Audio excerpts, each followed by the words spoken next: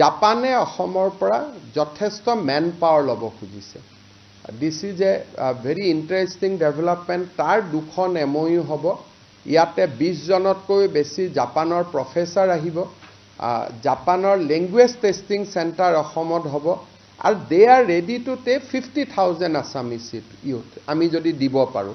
তাৰমানে অসমত মই 1.5 লাখ চাকৰি যেনেকৈ দিব পাৰোঁ, কিন্তু কিমান আমাৰ খৰচ হয়, টকা হয়, দৰমহা পায় 35,000।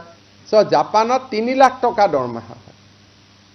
চ' they are ready to first take 50,000 and gradually upscale it to any numbers. ছিংগাপুৰে আৰু এখন MOU কৰিব খুজিছে, য'ত অসমৰ পৰা নাৰ্ছ ল'ব। আমি 17 গৰাকী ছোৱালীক পঠাইছিলোঁ। এইবাৰ মই ছিংগাপুৰত লগ পাই আহিলোঁ। দে আৰ ছ' হেপী। আৰু আপোনালোকে আচৰিত হ'ব, 17 জনীৰ 5 জনীয়ে গৰাকীয়ে আমাৰ মেডিকেল কলেজৰ চাকৰি ৰিজাইন দি গৈছে। আমাৰ মেডিকেল কলেজৰ যি পাৰ্মানেণ্ট চাকৰি, সেই পাৰ্মানেণ্ট চাকৰি ৰিজাইন দি ছিংগাপুৰত গৈছে। চ' ছিংগাপুৰ আৰু জাপানৰ লগত আমাৰ 2খন ডাঙৰ MOU চাইন হ'ব, যিটো অসমৰ কাৰণে যুৱকসকলৰ কাৰণে এটা পাথ ব্ৰেকিং ইনিচিয়েটিভ হ'ব। পিপুল আৰ কামিং। থাৰ্ড, এই গোটেইবিলাকৰ লগত জাপান আৰু অসমৰ ইউনিভাৰ্চিটিসমূহৰ ডুৱেল ডিগ্ৰী। এজন ল'ৰাই গুৱাহাটী ইউনিভাৰ্চিটিত পঢ়িলে, he will get degree from Gifu university Japan also'. Virtual class হ'ব।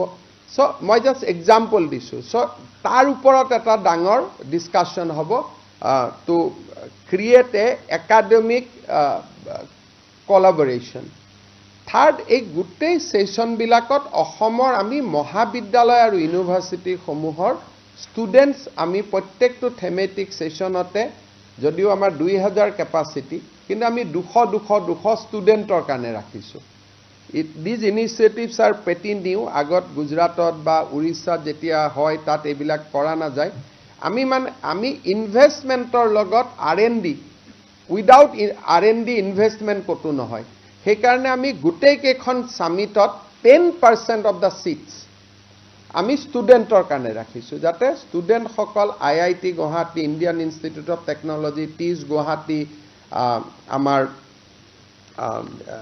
Design technology Jorhat, Dibrugarh university, regional research centre Jorhat, এই গোটেইবিলাকৰ, central university Tezpur, central university Silchar, ইয়াৰ পৰাও যাতে ষ্টুডেণ্ট আহিব পাৰে। কাৰণ স্কিলটোৱে হ'ল, মই গোটেই এইকেইটা দিন ঘূৰি মই দেখিলোঁ যে the greatest attraction for any industry is the skill man power.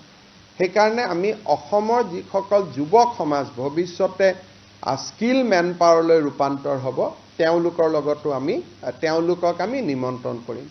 ছিংগাপুৰৰ লগত আছাম স্কিল ইউনিভাৰ্চিটি দৰঙৰ যি আমি নিৰ্মাণ কৰি আছোঁ, তাৰো একাডেমিক টাই আপৰ বহুতখিনি কথা আগবাঢ়ি গৈছে। চ' এজ এ হ'ল যোৱা 2 মাহত আমি যিমানখিনি চেষ্টা কৰিলোঁ, মই ভাবোঁ যে এটা যথেষ্ট ছাকচেছফুল ইণ্টাৰেকশ্যন আমাৰ হ'ল। ৰোড শ্ব'জ were very very successful. Interaction বহুতখিনি ছাকচেছফুল হ'ল। আৰু এম্বেচিসকলে আমাক এইবাৰ যিমান সহায় কৰিছে, দিজ আৰ অল ভাবিব নোৱাৰা।